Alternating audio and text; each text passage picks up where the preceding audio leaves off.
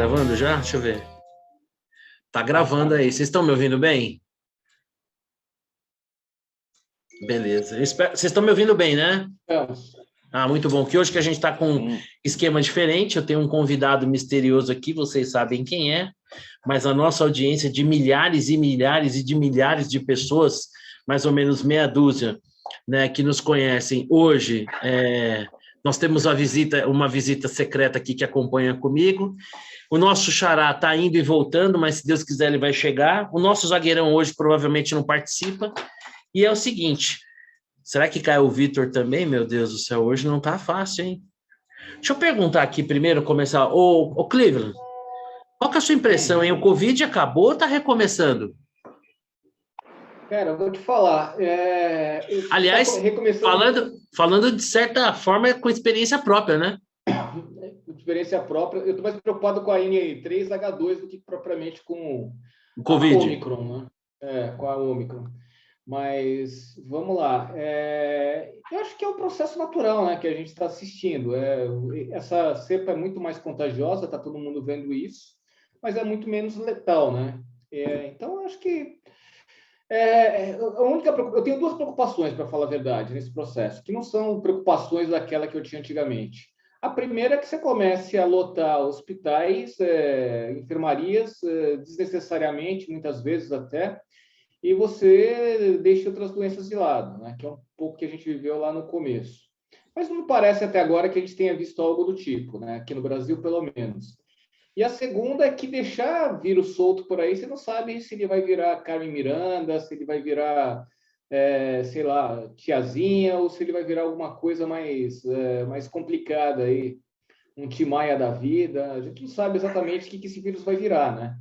Então, eu estou na expectativa, mas não dá mais para ser aquilo que a gente viveu lá atrás, né? Fechar a economia agora, eu acho que é uma maluquice. Ô, Vitão, você ao longo das últimas semanas, hoje nós estamos no nosso 84º encontro, quem diria, né? Sempre você nos brindou aí ao longo do tempo. Aliás, o nosso bate-papo começou por conta da pandemia, uma vez que na ocasião a gente não podia se encontrar pessoalmente. Eu tive essa ideia e vocês retardadamente aceitaram ela e a gente vem aqui até hoje. Durante esse tempo, você fez sempre um bom trabalho, aí, um excelente levantamento sobre as questões do Covid. Eu tinha perguntado aqui para o Cleveland o seguinte, e aí, o Covid acabou, tá? Ou é só o recomeço? Nós temos que fazer lá, que nem diz na música da Angela Rorô, a vida é bela, só nos resta viver e deixa a minha vida me levar, leva eu, ou vamos voltar todo mundo para toca? Não, o negócio está acabando. Isso aí é o caso da pandemia. Eu acho que são duas coisas. Primeiro, todo mundo gripado ao mesmo tempo. Obviamente, imagine todo mundo com dor de barriga ao mesmo tempo. Pode ser que haja alguns problemas. Então, já está rolando. Às vezes, em equipe de trabalho, você tem algumas pessoas afastadas ao mesmo tempo. Isso é um problema. Será que isso chegaria ao ponto de lotar hospitais? Eu acho que não. Assim, as pessoas estão indo ao pronto-socorro, mas não está... Então, pelo que parece, não há uma conversão disso em internações, casos graves e tudo mais, porque essa cepa ela é muito mais fraca mesmo. Então, para mim, isso aí é o começo do ocaso. Obviamente, os aficionados da pandemia estão em polvorosa e tal, muita gente nervosa e tal, mas eu, na prática, acho que vamos ter uma fase aguda de novos casos, estamos no meio da rampa, depois ele baixa e vida que segue, na minha opinião. Né? E acho que, obviamente, também concordo com o Cleveland, tem sempre o risco de surgir novas cepas. A lógica indica que as novas cepas sempre serão mais fracas. Isso é lógico. Mas pode ser que surja uma cepa Daverson, né? Aparentemente inofensiva, mas que pode arrasar uma nação. Né? Então, assim... Foi excelente. Então, pode acontecer. Ou o Pablo, né? A cepa Pablo. Tá? Uma cepa Daverson. Mas vamos torcer para uma cepa Pablo, né? Que não faz mal para ninguém, né? Inofensiva de fato. Não faz mal para ninguém. Mais ou menos isso. Incomoda ali o portador, mas não faz muito mal, né? Eu vi, eu vi alguns dados que sempre de Israel, né? A pessoa lá, o Alberto Rabinovich, que está sempre participando lá na minha TL, ele me compartilha dados. Israel tem as informações mais avançadas, né? E lá ele mostra uma média de óbitos aí nos últimos dias e segmenta por idade, por vacinados, não vacinados e parcialmente vacinados. Então, essa cepa, de fato, para vacinados, ela é zero. Assim, zero. E aí, quando você vê para não vacinados, ela atinge ali uma média de 3 óbitos por milhão para pessoas acima de 60 anos. E aí, para os não vacinados, ela não é zero, ela tem algum índice, mas é um índice baixo. Então, assim, é uma cepa notadamente fraca. Agora, quando você vai pensar em acima de 60 anos no Brasil, então, assumindo que essa informação se traduza também no Brasil, acima de 60 anos no Brasil está tudo vacinado. O percentual é altíssimo, 100% talvez, ou quase isso. Né? Então, assim, na boa, não vai, em termos de óbitos, isso aí não vai mexer. Mas assim, os não vacinados, ok, os não vacinados, população adulta no Brasil, não vacinada é menos que 10%. Tá bom, aqui pode ser que a gente tenha algum tipo de repique, não vai reverberar no total, né? Não vai mexer o ponteiro. Então, eu acho que ela representa, sim, o fim da maldita. Agora, não sem emoção, né? Porque, óbvio, aí você tem aí profetas do Apocalipse prevendo mais uma desgraça e aquela coisa toda. Tem gente que vai sentir muita saudade da Covid depois que ela passar. Mas, para mim, eu estou convencido pelos números que vejo aqui, pelos testemunhos de quem está pegando. Aliás, se você não pegou, vai pegar de novo, todo mundo está pegando. Talvez seja uma questão de tempo. Pelos testemunhos e pelos números, que de fato a gente está diante de uma gripe. Essa é o filhote de Covid, é uma gripe, o Ômicron é uma gripe. Mas, pô, e gripe, não é que gripe seja um negócio, uma bobagem. Se todo mundo pegar a gripe ao mesmo tempo, nós temos um problema. Mas, assim, individualmente falando, é uma gripe. Eu vou te falar, viu? A gripe está pior do que... A influenza está pior, com certeza. Está bem pior. É isso que você falou, Vitor, faz sentido, porque aqui na empresa, por exemplo, eu tenho um bom número de pessoas que estão afastadas, positivaram aí para o Covid, né? Estão se resguardando da quarentena, como sugere o protocolo, mas isso não tem atrapalhado aqui a produtividade da empresa. As pessoas estão trabalhando em home office.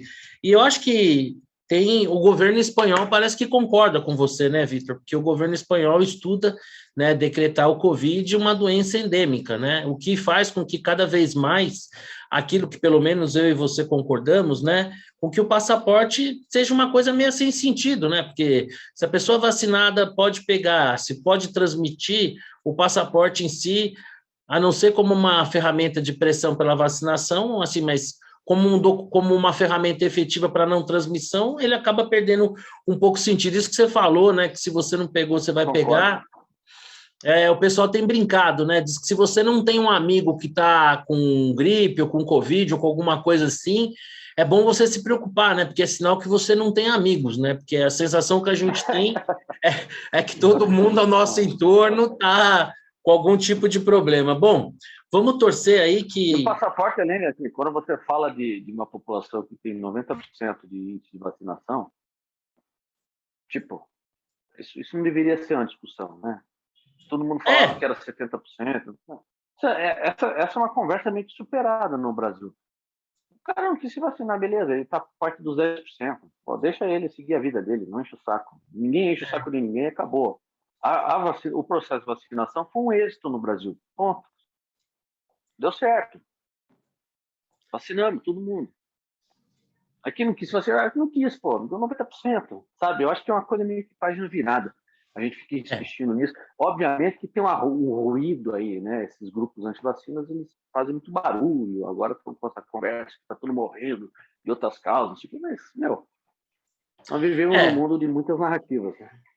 Os radicais, eu acho que a gente tem que dar uma limada, né? A gente tem que se levar pelo provável e pelo relevante, né? Do mesmo jeito que tem esse pessoal radical antivacina em pleno 2021, tem gente também que se fosse investidos 5 minutos de poder, estaríamos diante das mais ferozes ditaduras, né? Gente querendo controlar a censura, a liberdade de expressão, suprimir direitos individuais. Então, a gente tem que tomar muito cuidado aí com esses extremos. Falando disso, né, dessas imposições, desses debates todos, né? Ao longo da pandemia, muito pouco se falou das crianças e agora, mais recentemente, parece que a questão das crianças virou aí uma urgência em que as horas e os minutos fazem muita diferença, que para mim soa meio como exagerado. Mas o fato é que o Ministério da Saúde fez uma audiência pública, né? Depois de fazer uma consulta pública, coletar um monte de dúvidas da população em geral, fez uma audiência pública onde estiveram envolvidas ali quase 2 dezenas de players, né, de especialistas, instituições, organismos internacionais, onde se debateu a questão da vacinação para as crianças e, por fim, como política pública, o Ministério da Saúde vai adotar, né, a vacinação para as crianças, obviamente, salvo orientação em contrário ou algum juiz aí determinar, ainda não foi destituído o pátrio poder, essa é uma decisão por fim dos pais, mas os pais que assim quiserem terão essa possibilidade, mas não por conta disso. Numa dessas lives que o nosso presidente faz, e a gente sabe que o presidente, né, não se caracteriza pelo comedimento, ele lançou aí uma dúvida no ar, né, o que estaria por trás desse interesse, porque essa coisa da Anvisa, né? E, obviamente, um presidente da República, quando fala de maneira genérica e aberta, dá margem para todo tipo de interpretação. O fato é que o presidente da Anvisa se sentiu muito ofendido e respondeu em carta pública nessa manifestação do presidente. Queria saber primeiro do Cleveland, que hoje está com uma bela camisa lá Teletubby, o que ele gosta, o que ele entende aí, como é que ele vê essa resposta, essa carta, manifestação do presidente, tudo isso. Mas não sou só eu que estou com camisa Teletubby, não. O Vitor também tá, viu? Não tem com essa, não. Eu não lembro, tem Teletubby laranja? Eu vou pesquisar depois, aqui eu acho que não tinha Teletubby laranja. Também não lembro. Mas vamos lá, vamos lá. Cara, olha só, Marcelo, o que me pareceu dessa história? É um festival de erros por tudo quanto é lado, tá? O presidente não tem que se meter nisso, em primeiro lugar. Segundo, ele fala sem ter um mínimo conhecimento, está falando para o público dele. Agora, o mais grave é ele levantar de uma maneira leviana aspectos que ele não tem a mínima certeza de nada. Se ele sabe alguma coisa, como disse o atual presidente da agência, vai lá e denuncia, vai lá e prova, mas ficar levantando desconfiança com relação a alguém, cara, isso é crime, né? Vamos combinar que isso é crime. O cara assume, ainda mais com o peso do presidente, que ele tem alguma coisa, vai lá e leva e prova e encaminha o processo para destituir o presidente da agência, ou cala a boca. Agora, de outra parte também, o Barra Torres, eu acho que ele mandou o recado que ele queria mandar. Eu acho que institucionalmente ele poderia ter sido um pouco mais leve. Mas ele foi lá e resolveu falar por ele e botar no meio dessa história, e aí eu achei péssimo, o título de contra-almirante, porque não se trata de militar, não Visa. Aliás, a minha maior crítica com relação a militares em algumas áreas, exatamente para você não misturar esse tipo de coisa. A hora que você traz o título de militar para dentro da presidência da agência, é você misturar algo que não deveria se misturar. É você trazer para dentro uma corporação que não tem nada a ver com a história. Então, que ele fizesse uma nota pessoal dele como contra-almirante e outra como presidente da agência. E como almirante, ele poderia fazer uma contra-almirante, ele pode até fazer uma coisa mais pesada, se quiser, e ele que se resolva com os militares. Mas na agência eu achei que ele assim, perdeu um pouquinho o tom. Ele foi forte demais na colocação dele. Ele poderia ter sido mais político, digamos assim, no caso da agência reguladora. Ô, Vitor, e aí? Tá no mudo o seu... Você acha que o Barra Torres foi por cima da bola? Bom, começando a falar do Bolsonaro. O Bolsonaro ele administra o Brasil como se fosse um bar. Então ele fala o que quer, sem respeito nenhum à liturgia do cargo, fala um bando de bobagem. E quem fala o que quer, ouve o que não quer. Né? Um belo dia, assim, estamos falando de uma resposta que pode ter sido acima do tom, mas quantas vezes o Bolsonaro não passou do tom? toda semana ele passa no tom, então uma hora ele vai levar uma canelada, bem feito, eu achei bem feito. Para começar, achei bem feito. Foi forte? Foi. De fato, concordo com o Cleveland, poderia ser uma nota mais institucional, menos pessoal, mas, cara, o cara se sentiu ofendido, o presidente tem o direito de falar as bobagens que vinha a ter, e o cara foi lá e falou. Ele só falou aquilo porque havia uma fresta, uma porta aberta. Quem abriu essa porta? Bolsonaro. Toda semana abre essa porta e dá direito a ter réplicas desse tipo, né? Assim, são situações que ele mesmo cria. Ele é o criador dessas situações. Se não tivesse falado nada, não ia ter resposta, não ia ter nada disso. Então, assim, é mais uma dessas situações que a gente vai esquecer semana que vem, porque vai ser substituída por alguma outra treta semana que vem, alguma treta desnecessária.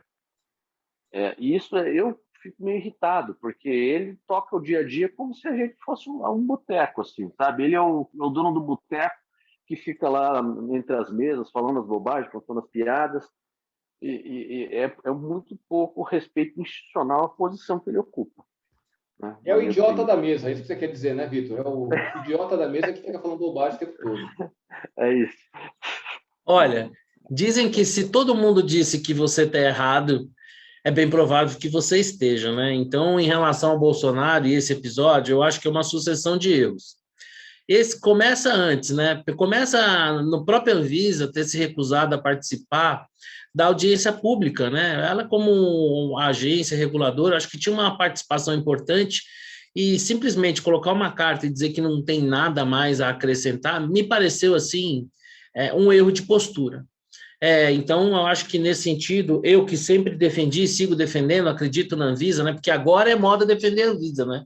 No passado, não, né? Então, no passado, eu lembro muito bem aí, muita gente, né, questionando a idoneidade da Anvisa, quando a Anvisa fez valer os protocolos corretos em relação à Coronavac, vi muita gente que hoje, né, Anvisa Futebol Clube, naquela época, colocar sob suspeição, fazer exatamente a mesma coisa que o Bolsonaro, só que, obviamente, sem a mesma reação. Então, assim, hoje a Anvisa é queridinha da vez, eu particularmente acredito que é um órgão sério, composto por gente técnica, e vai ter que ter muita prova, muito fato, muita evidência para mudar minha convicção em relação a isso. Mas sou crítico ao fato de não terem participado da audiência, acho que teriam manifestado a sua posição ali, que se juntou à posição majoritária pela vacinação das crianças.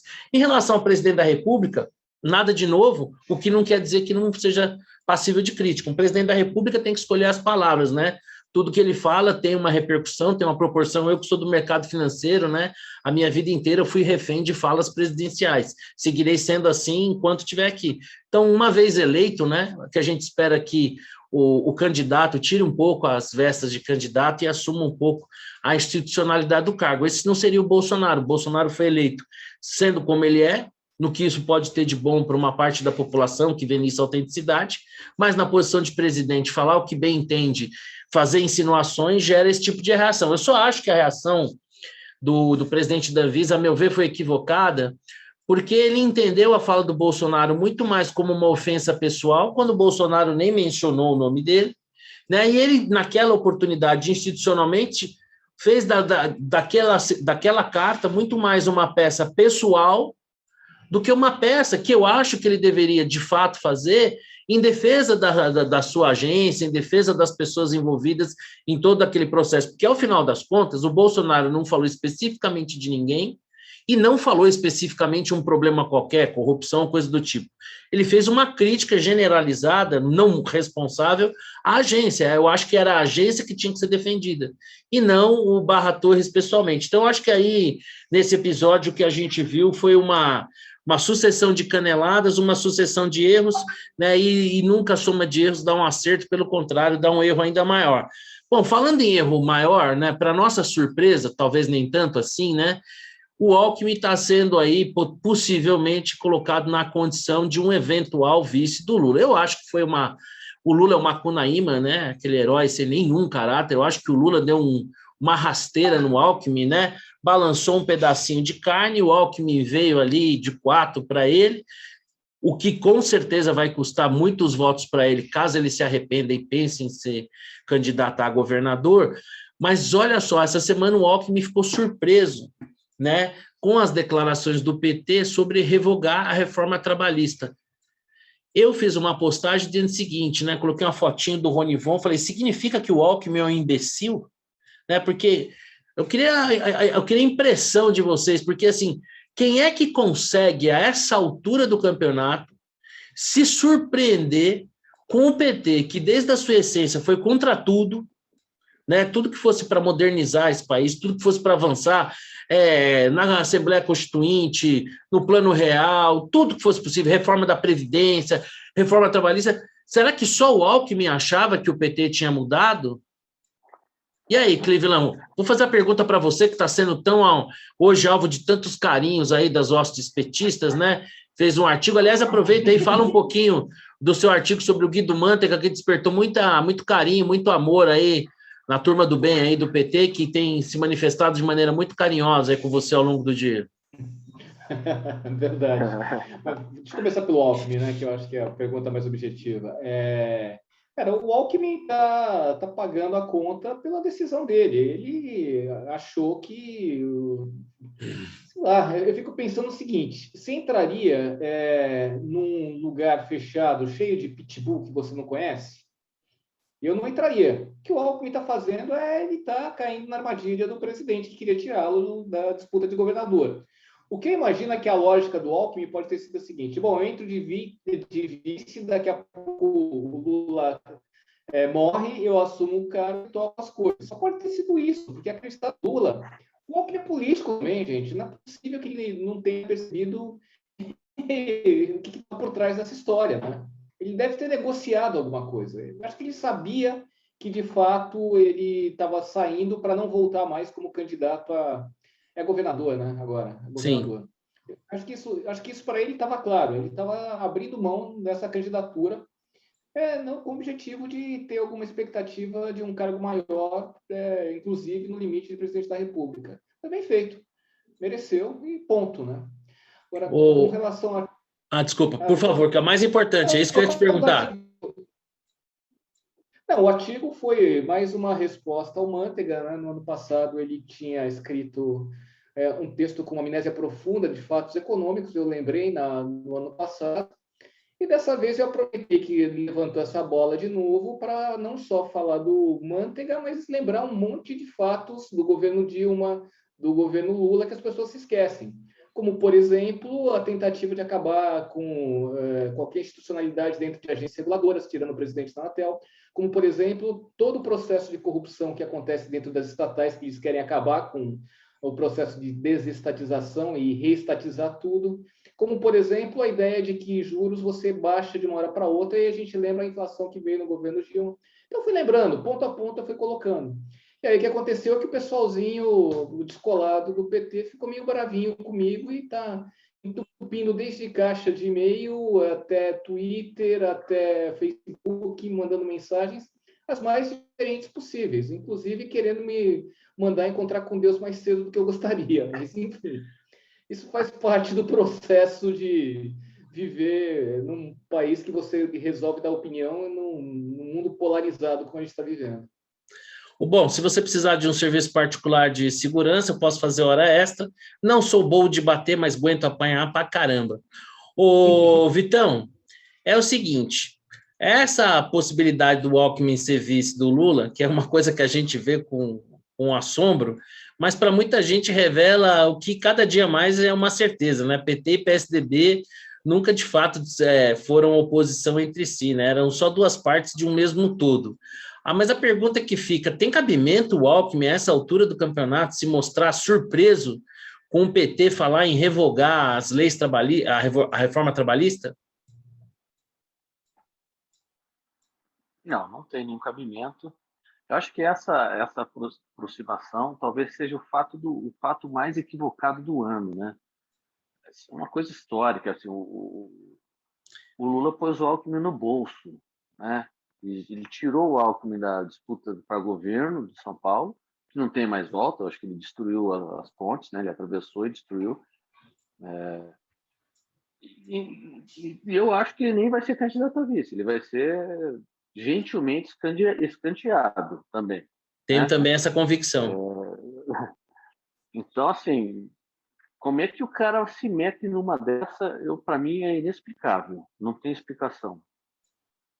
Não apenas do ponto de vista estratégico eleitoral, porque ele está sendo colocado no bolso, também vamos falar, né, do ponto de vista ideológico, com quem você está se alinhando, com gente que está defendendo, em tese, tudo que você pregava contra. Depois do coletinho, já não teria tanta certeza sobre esse aspecto ideológico. Okay. Mas ele escreveu... tudo bem, agora, obviamente, isso se coloca em xeque. Mas ele andou escrevendo várias coisas sobre o PT, agora em 2018, 2016, sei lá. Você tem... o bom da internet é que ela guarda as coisas que você escreve, né? Sim. E que você fala. Então, assim, uma coisa que não tem cabimento. Mas ele está no bolso, né? Assim, o Lula como estrategista, o bicho é bom, né? O maior adversário do PT em São Paulo para o governo foi colocado no bolso. O que me incomoda nessa história é como o Lula faz de gato e sapato tanta gente e as pessoas continuam caindo. O cara só pode ser um psicopata para conseguir isso, né? E as pessoas continuarem a acreditar nele. O canto da sereia, né? É um negócio... Então, rapaz... Vocês assistiram Narcos? Não. Vocês lembram do Pablo Escobar enterrando dinheiro porque não tinha mais onde colocar? O Lula é o Pablo Escobar do Brasil. A mercadoria dele é outra, mas ele é o Pablo Escobar do Brasil. Ele corrompe tudo aquilo que for passível de ser comprado em dinheiro. Então, assim, a minha sensação é que o Lula acena para as pessoas, para o meio político, possibilidades, né? Porque há de se convir, né, que assim, a classe política brasileira tem um espírito de corpo absurdo, né? Então, acho que o Lula, de certa maneira, ele é o representante máximo disso, né? Quando a gente pega a trajetória do Lula, que sai ali de líder sindical e se torna presidente da República, e na presidência da República, né, ele exerce esse poder sem nenhum limite ético, sem nenhum pudor, né? Colocando preço em tudo, né? O que a Lava Jato mostrou, porque... o STF ele inocentou o Lula, o STF não reviu o mérito, né? O STF ele encontrou ali uma miudeza jurídica para desqualificar uma sentença, mas em que momento algum o mérito foi discutido, né? O Lula foi condenado em 3 instâncias na questão do mérito, dos crimes que a eles foram imputados, e os julgamentos foram cancelados, não porque o mérito foi revisto. Então, o Lula é isso aí, o Lula é o Pablo Escobar do Brasil, ele corrompe mesmo, entendeu? Eu acho que talvez o Alckmin, olhando de fora, tenha se deixado levar por uma vaidade, né, pela força do vento, e não fez conta, né? Agora, se surpreender, né? Os correligionários do Alckmin estão preocupados com a postura do PT. Nossa, que puta novidade. Imagina, olha, quem poderia imaginar que o PT pensaria em rever a reforma trabalhista? É mais ou menos como quem poderia imaginar que o Talibã não ia respeitar muito as mulheres, né? Nossa, que puta surpresa, né? E a maior dica disso tudo é o seguinte, o que a gente discutiu aqui na semana passada, né? Podendo indicar N pessoas, quando o Lula indica o Guido Mantega para defender o seu pensamento político, que surpresa alguém pode ter com o que quer que seja que o PT venha fazer. Aliás, né, falando nisso, a presidente Gleisi Hoffmann, do PT, que andava assumida, deu uma declaração, né, diz que o PT não está nem aí para o mimimi do mercado. E é muito legal, né, porque, além de ser uma declaração estupidamente demagógica, né, parece que o mercado é meia dúzia de pessoas que se reúnem todas as semanas, que nem a gente aqui para bater papo e combinar os destinos, né, do futuro da nação, como se o mercado não fosse o somatório de todos nós, em todas as decisões que a gente toma de poupar, de consumir, né? Então é impressionante que essa gente, na pré-história, ainda consiga, assim, com tanta cara de pau, ostentar um discurso como esse. E aí, ô o Cleveland, revogar as leis do trabalho, as leis da reforma trabalhista é mimimi ou é fazer a gente retroceder e fazer do Brasil um lugar assim estéril à geração de empregos? É uma grande bobagem, né? Você, não, em pleno século XXI, querer retroagir as leis que a gente tinha lá de 1950 é uma estupidez sem tamanho. É legal, bacana. Quem tiver empregado tem todos os direitos. Mas aí você vai gerar uma maioria de desempregados que não vai ter direito nenhum. Que coisa bacana, né? Legal. E nessa sindicato vai ganhar de novo aquela historinha daquele negócio garantido, dos caras que estão empregados e assim por diante, né? Então é um corporativismo sem... É uma estupidez, para falar o mínimo. Agora, que a Glaze não está nem aí para o mercado, isso a gente já sabe, né? Ela e o PT inteiro nunca tiveram nem aí para o mercado. Só esquece que é o mercado que faz as coisas girarem. Só esquece que é o mercado que gera financiamento para que o quê? Para que as empresas possam crescer, possam gerar, fazer mais investimento, contratar mais pessoas, fazer a economia crescer, para você poder distribuir renda e não pobreza e assim por diante. Então, é uma fala estapafúrdia grotesca de uma pessoa estapafúrdia grotesca. Não consigo dizer de outra maneira, porque o que essa mulher já disse de bobagem é algo assim impressionante. E aí, Vitão, é mimimi do mercado ou vamos revogar essa reforma trabalhista e encher os nossos trabalhadores de direitos como fundo de garantia aí tão bem remunerado?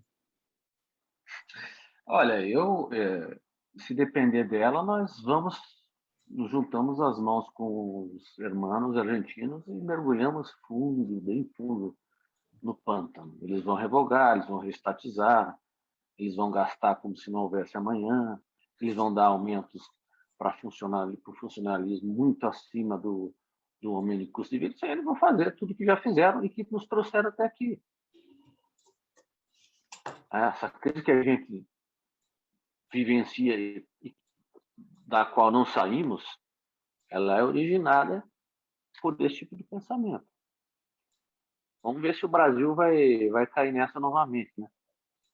Espero que não, mas é um pouco desesperador, mas na prática, se a gente for... Eu sei que o nosso amigo Marcelo Porto é um eterno otimista, ele acha que a gente dá os passinhos, sempre estamos avançando, progredindo, ele fala que se comparado a 40 anos estão melhor, concordo, estão melhor, mas a unidade inteira é melhor, mas estou falando assim, a gente está correndo um risco nós já retrocedemos, nós perdemos uma década.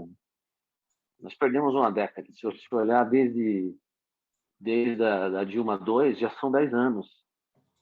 10 anos que a gente perdeu. Essa década foi pior que a de 80. E num horizonte de curto prazo, pelo menos os próximos 5, não há sinais que a gente vai recuperar a velocidade. Estão falando de chegar, talvez, em 2 gerações perdidas em termos de ritmo de crescimento e distribuição e de prosperidade para as pessoas. Enfim, e a gente ainda fica se debatendo com esse tipo de discurso. Olhar para trás, né? Aliás, o Lula é um personagem do século passado, um personagem que já devia estar nos livros de história, além das páginas policiais. A gente está aqui ainda falando de Lula. É um pouco desesperador. Mas... Olha, eu tenho a minha teoria, né, que muita gente vai chegar lá no dia, ó, tampar o narizinho e ó, tac, tac, entendeu? E conviver com das opções a menos pior. Vamos ver o que tem. Realmente sou um otimista, mas a gente tem que ser otimista na perspectiva do prisma histórico, mas de fato, né, é uma sensação de muita subtração quando a gente vê o quanto que o Brasil e o brasileiro levam para se render ao óbvio, né? Coisas assim como a lei da oferta e da procura e tal, que ainda hoje tem gente que tenta revogar. Deixa eu aproveitar aqui, você falou da Dilma, esses dias aí circulou na internet um vídeo da Dilma em que ela dava uma entrevista. Eu sempre ouvi, né, de algumas pessoas ligadas ao meio político, que assim, que a Dilma era uma pessoa honesta. E eu acho que era em relação a isso que ele estava falando. Eu não sei se vocês viram um vídeo dela dando uma entrevista em que ela contava, né, que ela, a certa ocasião, foi questionar o o Hugo Chávez, que estava assediando empresários brasileiros e fazendo um papel de agente junto a governos simpáticos, né? Obviamente pensando no desenvolvimento daquelas populações, em ajudar aqueles empresários e não tirar nenhum tipo de proveito pessoal, imagina. E aí ela disse que ao questionar o Chávez, ele deu risada e brincou, né? Porra, ainda quem dera eu tivesse empresários. Assim, num sincericídio raro, né? Da gente ver hoje em dia, né? Mostrando que o socialismo é isso mesmo, destruir toda a capacidade produtiva do país. Vocês chegaram a ver esse vídeo? Eu estava com uma saudade da Dilma, eu preciso confessar a vocês. Você colocou isso em alguma plataforma, aí, Facebook? Eu vou encaminhar para você. Eu coloquei no meu Facebook. E eu confesso que eu estava... Vocês estão com saudade da Dilma também? Porque eu sinto uma certa falta. Saudade. Eu tenho uma certa falta. Ela devia ser mais procurada pela imprensa para dar depoimentos, para falar, talvez ser contratada por um programa de variedades para comentar as coisas. Eu sinto saudade, sim. Depois que o Alckmin foi fazer Ronivon, ela ser contratada não era mau negócio. Tinha uma pitada de humor, né, no que ela falava. A gente dava muito risada. Então, era mais leve, né? A gente tá ferrado, mas pelo menos ria, né? Evidente. Atrás de toda criança tem um cachorro. Pô, assim, são coisas... Estocar vento. Não tem mais isso. Estocar vento, faz falta. Bom, meus amigos, estamos chegando aqui na reta final. Vamos falar aqui rapidamente daquele assunto que a gente gosta, nem tanto assim, né? Se levar em consideração que não tem nenhum palmeirense aqui, né? Que ganhou aí 2 vezes a Libertadores no mesmo ano. Bom, eu estou muito entristecido, né? Essa semana me enchi de alegria com a expectativa lá do nosso amigo que teve pólio na infância sair do tricolor.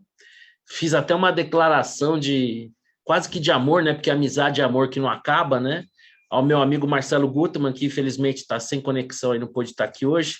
Está de férias, de novo, Vitor, é brincadeira, né?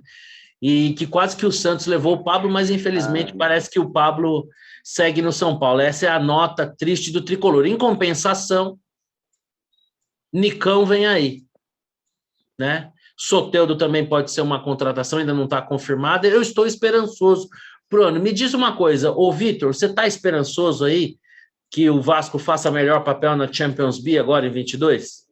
Não. Nenhuma esperança. Então vamos passar vergonha. É bom começar o ano assim, né, ô Vitor? A gente está indo bem na copinha, tá? Estamos fazendo muitos gols, eliminando, surrando os adversários. Na copinha a gente ainda tem até os 20 anos, a gente ainda tem lenha para queimar.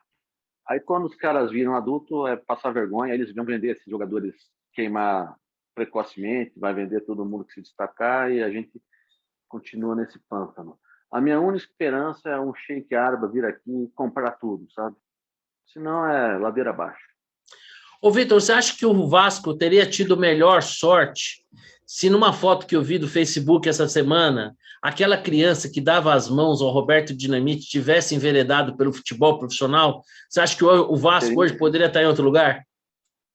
Provavelmente teríamos um meia-direita que daria muitas assistências. Conta a história Conta essa sua história aí com essa foto aí com o Roberto Dinamite, que, aliás, infelizmente, parece que está com a saúde afetada aí. Então, o ano foi 1979 e o meu pai conseguiu que eu entrasse no campo com o Vasco, né? Tem os mascotinhos, né? Sempre tem aquelas crianças que entram com o time. Ele conseguiu. E aí lá fui eu, né? Todo vascaíno, entramos no estádio. O estádio era no Couto Pereira, o jogo era Vasco e Atlético Paranaense. E aí tinha muitas crianças, né, na época.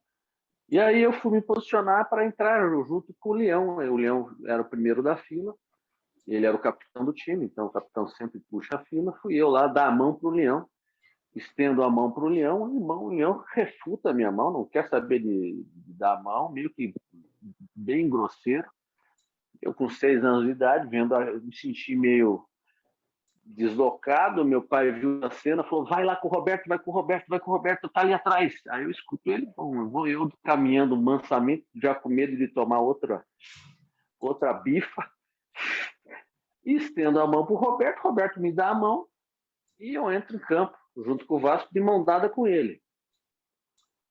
Pô, tava me sentindo, né, obviamente. E aí, lá dentro do campo, aí você tem aquela fase que o pessoal lá tá tocando bola, era meio zoneado naquela época, né? Repórter dentro do campo, aquela coisa toda. E ele estava dando entrevista lá para não sei, eu não me lembro dizer se é para televisão ou para o rádio. E o meu pai também conseguiu entrar. Você vê que com aquela câmerazinha lá, analógica, né? E me se posicionou para tirar a foto minha. O Roberto viu que estava tirando a foto, colocou a mão no meu ombro, meu pai tirou aquela foto. Depois a gente enquadrou, depois aí agora com o smartphone, isso virou digital, né? Nossa foto virou um quadro, está lá em casa até hoje. E na verdade eu fiz menção a esse episódio porque ele sempre foi uma boa praça, né? Ele foi um péssimo presidente do Vasco, péssimo, horroroso, um péssimo cartola, mas foi um grande jogador e sempre um cara boa praça, um cara cordial, que sempre atendeu as pessoas super bem. Eu imagino que essa situação que aconteceu comigo deve ter acontecido aos milhares ao longo da carreira dele, né? Então é um cara que merece aí uma vibrações muito positivas para se recuperar. Eu vi a foto dele, tá bem velhinho, né? Não sei se você chegou a ver. A foto tá no mudo. Tem uma foto, putz, tá bem velhinho, assim, tá baqueado. A doença, de fato, dele. Não Tá vi, bem não. baqueado. Não vi, não, mas vi esses dias o Zico saindo de campo de um jogo beneficente que ele fez e me cortou o coração, porque eu fui criado, você sabe, por um pai vascaíno, né? E quando a gente é criança o ódio entre o Vasco e o Flamengo é uma coisa sem tamanho. E eu vivi uma crise de identidade, né? Porque meu pai era vascaíno e, como tal, eu aprendi a detestar o Flamengo, mas ali no meu coração eu senti um amor, uma admiração pelo Zico, que era uma figura acima do bem e do mal, assim como o Roberto Dinamite, né? E essa semana eu vi uma imagem, do Zico saindo de um jogo comemorativo, assim, sabe? Meio manquitola. E, puxa vida, aqui, assim, me cortou o coração, para falar bem a verdade, viu? Eles estão perto dos 70, eu acho, né? Eles Sim. têm parecido, eu não sei, o Zico deve ter quanto? Deve ter uns 70 já. Sim. Em 82 ele devia ter perto de 30. Estão perto de 70, velho. 70 anos, né? Então, mas o Roberto, por causa da doença, eu acho que ele deu uma quebrada forte. Ele já está aparentando bem mais idade que o Zico até. Eu acho que sim. Eu acho que essa foto aí, né, Vitor? Essa foto, essa mesmo. Essa. Eu acho que eu conheço esse rapazinho aí olhando para o lado com uma carinha meio marota. Tipo assim, olha só quem está do lado do Roberto, sou eu, não é você. Quem que era o outro, Vitor? O outro cara, eu não sei quem é. Tava lá e tirou foto junto. Tinha muita criança, né? Eu lembro. 1-1, o gol foi do Roberto. Eu lembro que eu era criança, a gente tinha aquela brincadeira que aqui em São Paulo chama melê. Eu acho que lá no Rio de Janeiro chama 3 dentro, 3 fora, né? Que você fica ali petecando a bola e fica um no gol e não pode deixar a bola cair. E aí eu lembro que era a marca registrada do Roberto matar a bola no peito e mandar pro gol, né? Então toda vez que eu conseguia fazer assim, eu gritava, Roberto, Dinamite. Então foi um grande ídolo. Esse ano o Vasco foi vice-campeão. Foi um ano bom. Perdeu para o Internacional na final. Aquele time o Vasco teve grandes times, não só na época do Roberto, como mesmo depois, né? Naquela época de Bismarck, Bebeto. Eu mesmo, como São Paulino, fui vítima desse time aí em 1989, que o Vasco matou o título brasileiro no primeiro jogo aqui no Morumbi, 1-0. Acho que foi gol do Sorato ou do Bismarck, não lembro. Sorato. Foi gol do Sorato, né? Raspão de cabeça, É isso aí. O empate já bastaria, né? Em 89 o Vasco tinha um timaço, o São Paulo chegou. Ô, Cleveland, você tem alguma nota para falar, gambazisticamente falando, você tem alguma nota aí sobre o futebol para a gente passar para as nossas considerações finais dessa 84ª encontro de Tudo Um Pouco Show na sua versão Pocket? Precisa ser gambazística? Não pode ser de outro, não? Pode ser o que você quiser. Então tá, então eu vou falar, tá? Não tem copinha, não tem mundial. Olha só, essa polêmica a polêmica do dia, a convocação do Felipe Coutinho e do quem mais? Teve mais um cara, e Daniel Alves. O que vocês acham disso? Cara, convocar o Daniel Alves é tipo, como é que fala? É dar aquele prêmio de desfile de carnaval pro Clóvis Bornai, né? Meio que prêmio ao concurso, né? Porque tá de sacanagem, né? Pelo amor de Deus. Né? Então, assim, o Felipe Coutinho, acho que esse ano deve ter jogado, sei lá, 15, 20 partidas, se muito, né? Ano passado. Então, assim, é um bom jogador, sem sombra de dúvida, mas eu acho que se a seleção aqueles que estão no melhor momento, a não ser que o Tite já tenha fechado um grupo, e é esse grupo aqui que eu vou para a Copa, não importa o que acontecer daqui à Copa, a não ser que alguém se machuque. Pode ser também que queira levar o Daniel Alves. O Daniel Alves talvez tenha crédito pela questão da Olimpíada, né?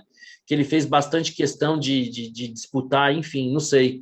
Pode ser por isso, mas eu acho, assim, cara, eu fui me desconectando da seleção brasileira ao longo da minha vida. Então, eu arrisco dizer que as últimas 3 Copas, a gente assiste, claro, né? O mundo para, mas não é a mesma coisa. Né? Que nem, por exemplo, que eu lembro da seleção de 82, o garoto lá fazendo balão, curtindo. Mas não sei, eu acho que a seleção perdeu a identidade com o país. Então, eu sinceramente falo, não me importo muito assim. Tô nem aí, para falar bem o português, claro. Eu acho que o Daniel Alves isso acontece porque nós estamos apanhando, né? Pode ser. Mas, por exemplo, vou te falar, eu cresci apanhando, né? Porque eu sou de 67, 70 eu não lembro. Então, fui ver o Brasil ganhar uma Copa em 94. Porra, mas sim, chorei quando perdemos para a Holanda em 74. Porra, me senti campeão moral em 78. 82, a melhor seleção que o nosso país já produziu, porque era do goleiro ao ponto esquerda, um time bom, diferente de 70, que era mais do meio para frente, né? 86, tudo bem, tinha um Maradona no caminho. O Zico perdeu o pênalti. Mas, assim, eu senti ali um contato com a seleção. Perdia, sofri e tal, mas essa seleção, não sei, sabe? E uma coisa que é um fenômeno que eu não sei explicar. Quando na minha mente vem Zico, Falcão, Cerezo, Sócrates, me vem homens formados. Hoje eu vejo essa seleção, parece uma seleção de molecada. Deve ser porque eu fiquei velho, não sei. Deve ser por isso. Porque eu não lembro do Zico. Quando eu lembro do Zico, eu não lembro de um garoto de 25, 25. Você não lembra do Zico levando o cabeleireiro para a Copa para ficar platinando? Você lembra? Exato, essas coisas, entendeu? Sabe, cara? Tipo assim, então, quando eu lembro do Sócrates, pô, eu não consigo associar que aquele cara lá fosse um carinha ali de 20 e poucos, 30 e poucos anos. E hoje eu vejo uma seleção meio de molecadas, falta, sei lá, não sei. Seleção, para mim, hoje, talvez lá no dia da Copa, eu acabo torcendo, porque a gente torce mesmo, mas não é que nem antes. Para mim, pelo menos, não é, não sei. Você ia falar alguma coisa, Cleveland? Eu te interrompi, perdão. Até esqueci. Não, eu lembrei. O Brasil vai ser campeão esse ano com o Felipe Coutinho e com o Daniel Alves. O Felipe Coutinho vai no lugar do Neymar. O do Neymar vai machucar? O Neymar vai machucar. Quem vai ser o Felipe Coutinho. O Neymar não vai participar dessa Copa.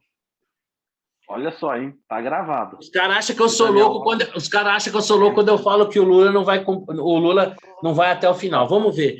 Bom, o Daniel Alves vai estar voando na lateral direita?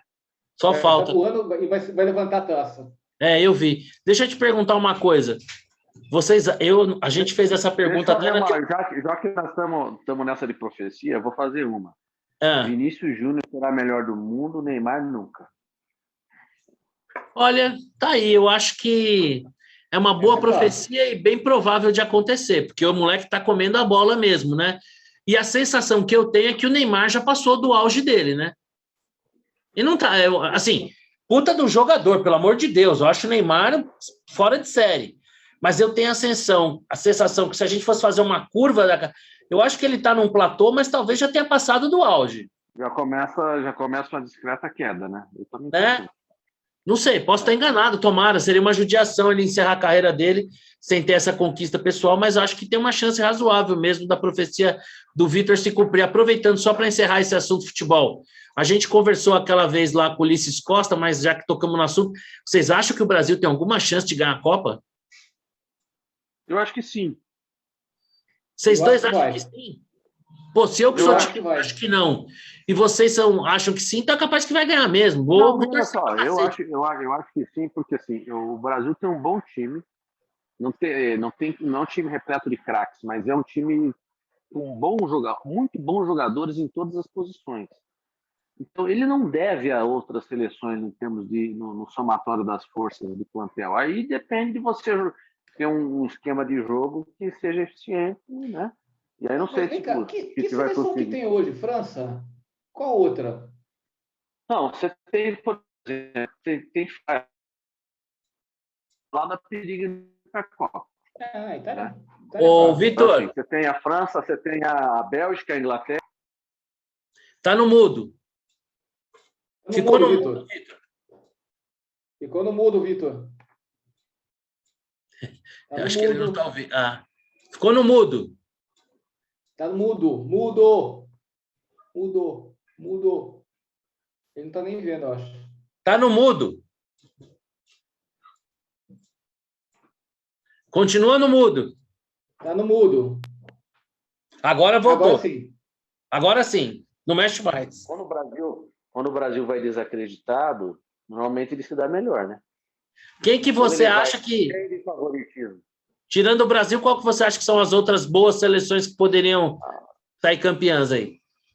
França, Bélgica, Inglaterra e Itália vivem um bom momento. Inglaterra não tem tradição nenhuma. É tipo um second league. A Bélgica também. A Itália, que ganhou a Eurocopa, pode não se classificar porque vai pegar, se tudo correr bem, e Portugal, precisando vencer. Então a Itália periga estar fora. Aí você tem a França. A França, timaço, foram campeões agora. O time que é campeão, ele normalmente vai para outra Copa sem as mesmas ganas. Aí você tem uma Alemanha que não está num bom momento, uma Espanha que está mais ou menos. Então, assim, dá para ganhar a Copa até dá. Se você emplacar lá esse o Brasil está no mesmo nível, né? No segundo tier, vai. A Argentina também está igual. Então, eu acho que tem chance. Mas é bom não encher muito a bola desse pessoal. Eles não sabem lidar com isso, essa garotada aí que você falou. Né? Bom, quantos cabeleireiros vão levar? Essa pergunta é muito especial. Quantos cabeleireiros vão levar para aparecer? Você lembra qual o primeiro dia da última Copa? O Neymar apareceu de... Como é o nome daquela jogadora da Globo? Ana Maria Braga. Eu lembro, o Neymar entrou em campo, foi passado de Ana Maria Braga, com um topetão loiro e tal. Sim, isso aí, assim, para mim... E aí, quando eu vejo, por exemplo, quando o Flamengo entrou em campo contra o Palmeiras, mudei de assunto aqui, mas entraram 11 loiros patinados. Eu falei, esse time não vai ganhar. Não vai ganhar. Eu lembro da história do Macedo chegando. Eu lembro do Macedo chegando no treino de São Paulo com o Tele, com o cabelo cheio de trancinha, o Tele falando para ele: pode voltar, que no meu time você não joga. Pode voltar. Pode tirar essas trancinhas aí, que aqui você não vai jogar. Bom, vamos para a reta final aqui, nossas considerações finais. Por favor, Cleveland, sua bola dentro, sua bola fora, caso você tenha alguma dica. Bola fora, vou dar para o Bolsonaro, vai.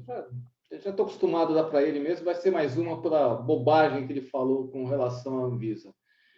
Bola dentro, difícil, hein? Não estou lembrado agora de nenhuma bola dentro. Vou dar bola dentro pro Corinthians lá na copinha aqui, tá ganhando tudo. Só isso, não tenho dica não. E aí, Vitor?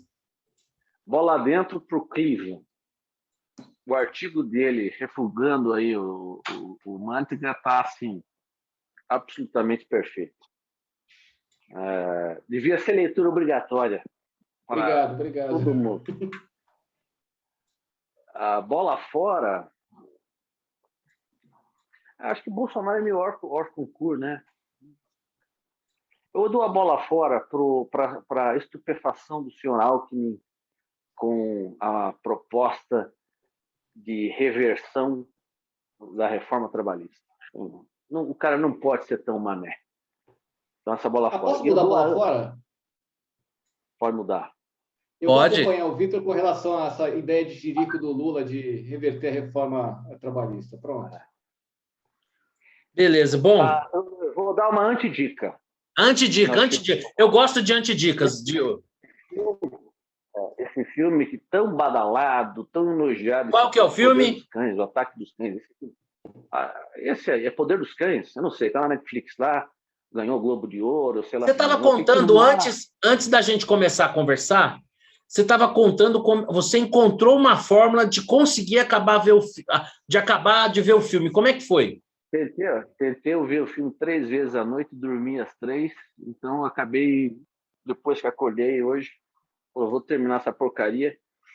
Terminei e me sinto assim mal por ter perdido tanto tempo tentando ver uma porcaria dessa.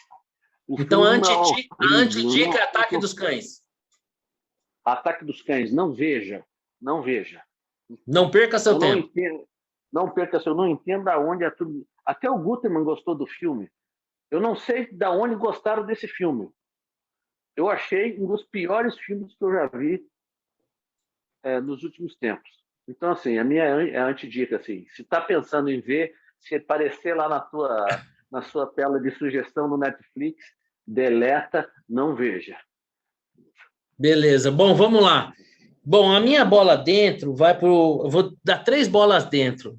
A primeira, obviamente, compartilho aí do nosso amigo Victor, a bola dentro para o Cleveland, pelo oportuno e muito bem escrito artigo, destroçando, né, o representante do pensamento econômico do Lula, né, o ex-ministro de triste lembrança aqui do Manteiga. A minha segunda bola dentro vai para a ex-presidente Dilma Rousseff, de quem eu guardo fraterna saudade, sempre ali nos piores momentos da economia, momentos de dificuldade, sempre tinha uma palavra amiga, tirava um sorriso da gente, e que nos brindou essa semana aí com um sincericídio muito raro no meio político. Então, é um viva a Dilma, uma bola dentro para ela. E uma bola dentro para o historiador Neil Ferguson, teve no Roda Viva segunda-feira, e, cara, difícil até de falar, porque eu vou complementar, já vou emendar, que a minha bola fora, em contrapartida a ele, foi para a entrevistadora Vera Magalhães. Assim, o jornalismo é uma função nobre, uma imprensa livre é um pilar da democracia, mas, infelizmente, cada vez mais, a gente vê menos comprometimento do jornalismo em geral, e como toda regra, sempre cabem as honrosas exceções, com a informação, com a imparcialidade, com o equilíbrio, com a verdade dos fatos, né? Então, no Roda Viva tem um vídeo aí circulando, um verdadeiro entrevistador não faz uma pergunta que vá rivalizar em tempo com a resposta que lhe será dada, né? Então, ela fez uma pergunta tentando quase que direcionar a resposta do seu entrevistado, que era mais ou menos qual teria sido o peso do Bolsonaro e da sua incompetência em relação aos resultados da pandemia. E ela elabora a pergunta de um tempo e de uma forma tão tendenciosa que você vê que o que ela está praticando ali não era jornalismo. Porque a pergunta poderia ser muito mais curta, muito mais óbvia. Qual é o peso do presidente e do governo no resultado final da pandemia? Ponto. E a resposta dele, meu Deus do céu, que coisa brilhante, né? Uma resposta ponderada, equilibrada, razoável, com fundamento. Então, assim, uma verdadeira antítese, né, da pergunta, no sentido de que ele estava preocupado em reportar os fatos, uma resposta equilibrada, diferente do proselitismo. Então, vai para ele minha bola dentro, e em contrapartida vai para Vera Magalhães, que representa esse tipo de jornalismo militante, proselitista, pouco comprometido com a informação, muito mais comprometido com um posicionamento político. Eu vou dar uma dica culinária. A minha família, o pessoal racha o bico, porque quando eu convidei eles para irem lá, né, eu fiz não é uma ressalva, né, uma qualificação do local. É um local simples, mas a comida é muito boa. E eu vivia repetindo isso. Ali em Cotia tem um pesqueiro, chama Pesqueiro Rara. Então, assim, para quem gosta de pesqueiro, para quem gosta de boa comida, uma comida simples, mas muito boa, vá no Pesqueiro Rara e peça o tempurá de camarão. É sensacional. Tem as iscas de tilápia também. O Pesqueiro Rara do meu amigo Silvio não é jabá, não. Ele nem sabe, nem combinei com ninguém que ia falar nada, mas é que eu tive esses dias com os meus filhos lá, e uma comida deliciosa, muito bem temperada, um lugar gostoso, bem simples, mas muito boa a comida. E as dicas de seriados é o seguinte, essas dicas são para os notívagos como eu. Né? Tem aqueles seriados que são como novela, que contam todos eles uma história, mas que cada episódio sozinho não tem uma história própria. Então, eu vou dar 2 dicas de 2 seriados para notívagos, que é aquele que você assiste para dormir. Que todo capítulo, ainda que componha uma história maior de fundo, tem sempre um começo, meio e fim. E todos esses 2 seriados são leves, assim, policiais, mas mais leves. Tem como protagonista o ator Nathan Fillion, um cara divertido, assim, sabe? Tem um tipo muito próprio. Ele protagoniza um seriado chamado Castle, em que ele é um escritor policial e vai fazer meio que um estágio numa delegacia e acaba se apaixonando por uma investigadora. É muito legal esse seriado, né? E conta a história deles como casal também. E o seriado Rookie, que é um cara que aos 40 anos se separa e quer recomeçar a vida, e ele começa a vida aos 40 anos como cadete da polícia e conta as desventuras dele. Então, todo capítulo tem meio que um começo, meio e fim, tem uma historinha que está sendo contada e é aquela série despretensiosa para assistir na hora de dormir. Então é isso, meus amigos. Mas hoje o nosso bate-papo, apesar de nós estarmos com 2 desfalques, foi um bate-papo especial, porque eu tenho aqui do meu lado, vou chamar ele aqui, né? Hoje nós temos aqui, acompanhando a gravação, o nosso colega Guilherme Moraes, nosso amigo, lá do Papo de Boteco, que me deu a honra de me fazer uma visita e ficar aqui acompanhando a nossa gravação aqui. Puxa vida, olha que honra minha, hein? Se for cobrar, eu tô ferrado, não vou ter dinheiro para pagar. Obrigado, viu, Gui? Olha, a honra foi minha, parabéns aí, é um trabalho sensacional que vocês fazem. Foi um prazer ver ao vivo. É isso aí. Até o próximo Happy Hour. É isso aí, até o próximo Happy Hour. Meus amigos, um grande abraço. Aí, viu? Um grande abraço e até a próxima. Até, gente. Falou, pessoal. Um abração. Valeu, valeu.